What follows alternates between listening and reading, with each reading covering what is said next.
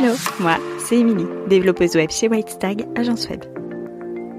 Après 5 années de e-commerce et 5 années dans le commerce, je suis devenue développeuse web avec pour mission de faciliter l'accès au web tout en créant un outil puissant au service de ton business. Si tu cherches des conseils et des astuces orientées web et entrepreneuriat, tu es au bon endroit. Prêt pour l'épisode du jour ? C'est parti!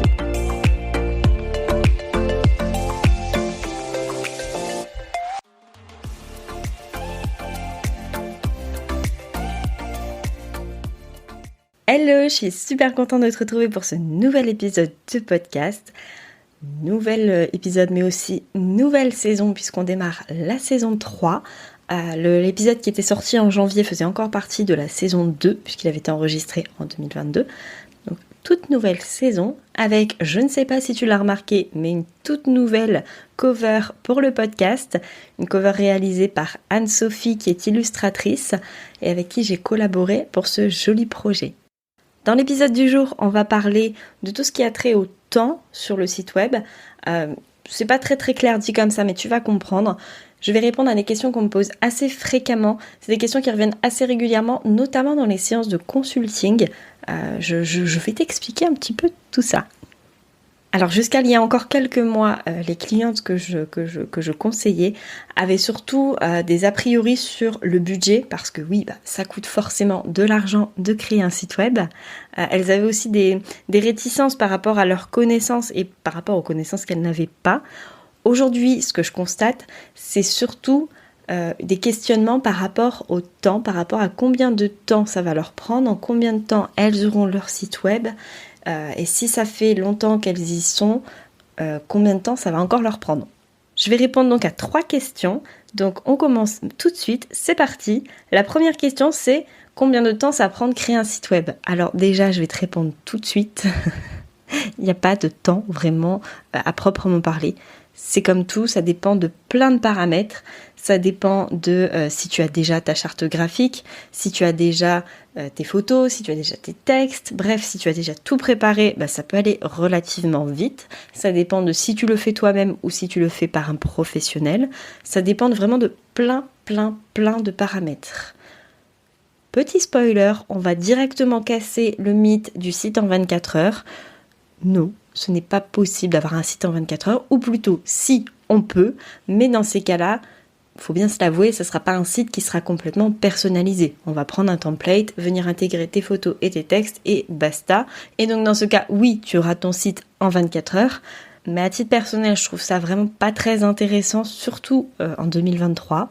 Même en 2022, ça l'était déjà pas. Parce que aujourd'hui, ce qu'on cherche, c'est l'humain, c'est la personnalité, c'est vraiment ce qui va se dégager du site, c'est vraiment ce qu'on va vouloir montrer à son visiteur. Et si on se retrouve tous avec le même template de site, avec juste les textes qui changent, clairement, on va vite s'ennuyer. C'est un petit peu comme les templates sur Instagram. Quand tu retrouves 10 fois le même template, même si les titres changent, même si les couleurs changent, globalement, t'es quand même moins attiré par ce genre de choses que par quelque chose de plus personnel, même si ça peut parfois être imparfait. La deuxième question qu'on me pose souvent, c'est « Est-ce qu'en déléguant mon site, ça ira plus vite ?» Alors là encore, pas forcément. Ça va dépendre de si tu as tous tes éléments prêts, donc tes textes, tes photos, ton design déjà bien en tête, tes éléments, etc., ça va aller plus vite, forcément, que si tu n'avais rien, que si tu partais de zéro.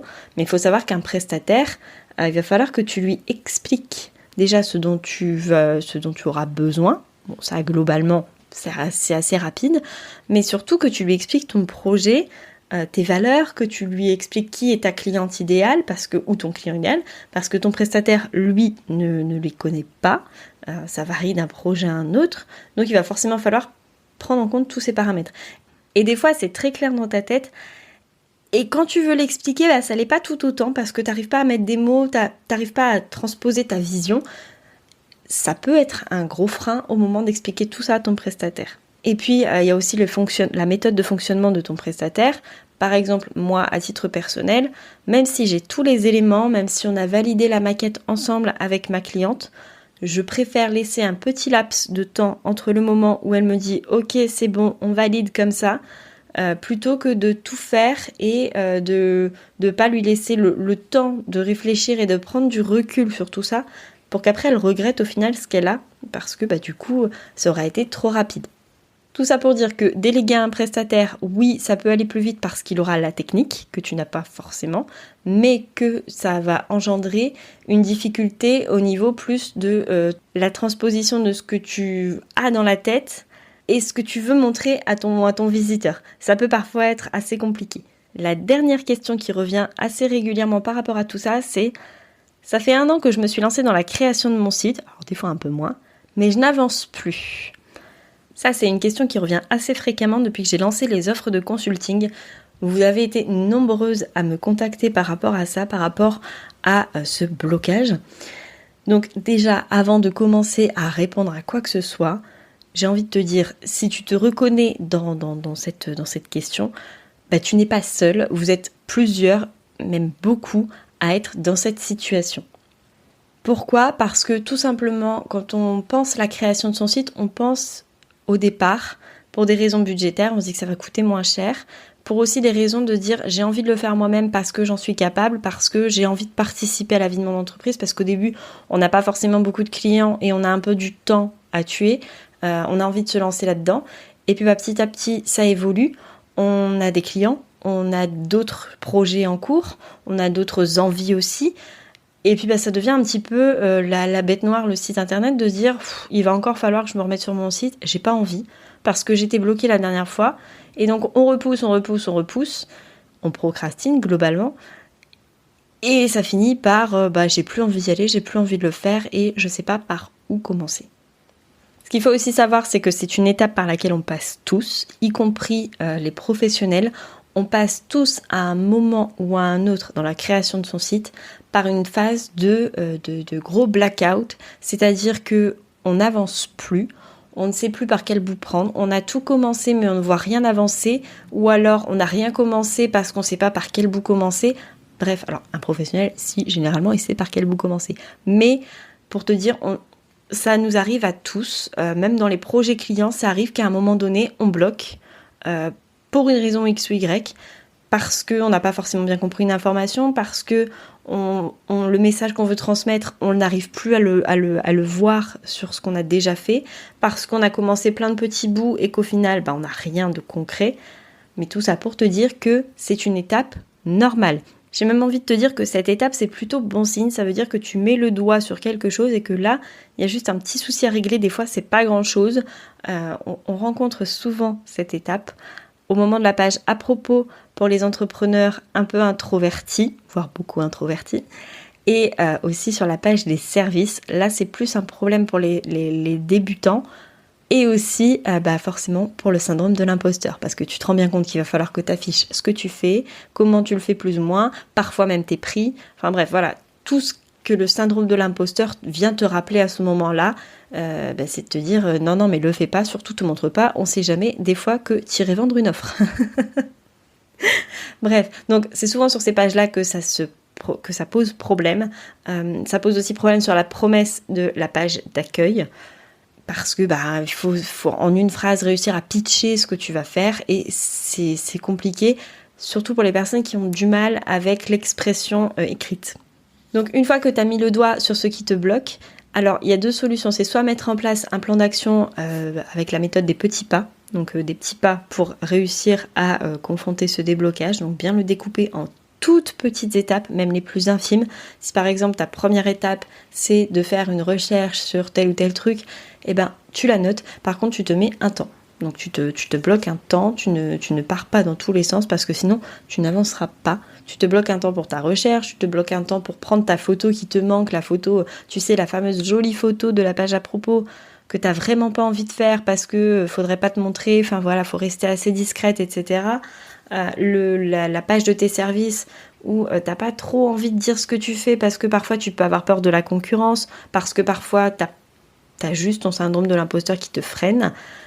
Tout ça, tu notes tout ça noir sur blanc, tu l'écris vraiment, tu le poses sur papier, tu le poses, enfin voilà, tu le sors. Et après, tu cherches un petit plan d'action à mettre en place. C'est la meilleure solution pour pouvoir sortir ton site.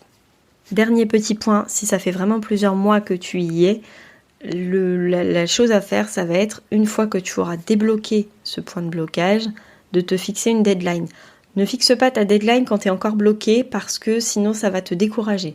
Mais une fois que tu t'es débloqué, fixe une deadline qui soit raisonnable quand même. On a bien dit pas de site en 24 heures. Donc fixe une deadline avec encore une fois des petites étapes, des petits pas pour ne pas non plus te saouler. Parce que forcément quand ça fait un an que tu y es ou même plusieurs semaines, plusieurs mois, t'as pas envie de te taper tout ton site d'un coup, d'y passer 2 heures tous les jours ou même carrément une journée complète par semaine parce que on va pas se mentir, c'est chiant. D'ailleurs, je profite de cette dernière question pour t'annoncer que le 2 mars sort une toute nouvelle offre. Alors, elle n'est pas vraiment nouvelle. C'est une offre, on va dire, qui existe déjà plus ou moins, mais là, elle va être vraiment bien plus complète et carrée.